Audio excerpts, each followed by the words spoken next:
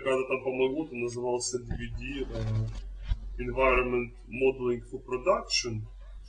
Какой-то чувак, не помню его имя, но он из Блюра какой-то там. И, по сути, он делал там сцену с какой-то улицей. Ну, конечно, просто, например, хорошо он не показывает там лоу-поли или как-то сделать для конкретной, оптимизированной для конкретной игры.